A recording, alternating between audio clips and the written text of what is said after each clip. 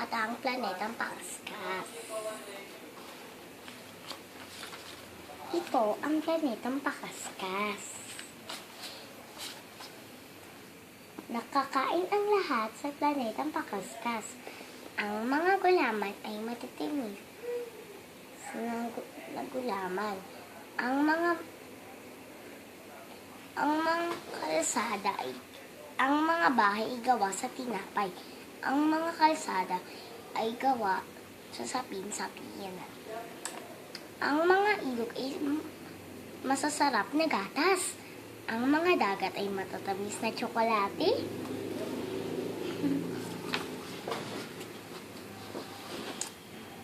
Sabi ni Inggulok, mga kaibigang miyam-miyam, tigilan na natin ang sog ng pagkain. Bawas tayo ng bawas sa ating planeta. Hindi man ito nadadagdagan. Ngunit walang nakinig kay Inggulok.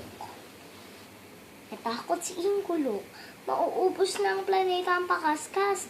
Wala na tayong magagawa. Kailangan nating iwanan ang ating tahanan. Malungkot na sabi ni Inggulok sa kanyang mga anak. Lumipad sina Inggulok sa kalawakan. Pagsilip nila sa bintana, nalungkot sila sa kanilang nakita. Kalahati na lang ang planetang Pakaskas, sigaw ni Inggulok. Lumipad sila sa isang maliit na planeta. Makainyang planeta to.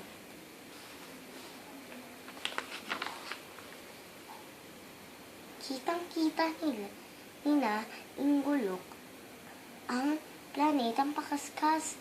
Ito ay patuloy na lumiliit. Si Inggulok ay napaiyak nang maglaho ang planetang Pakaskas. Wala na ang planetang Pakaskas. Malungkot na wika ni Inggulok. Nag-isip na mabuti si Inggulok.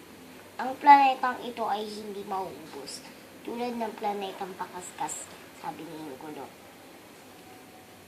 sa kanyang mga anak. Ang planetang ito ay ating tahanan.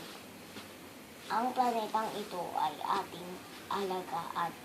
Ang pangako ni Inggulok. The end.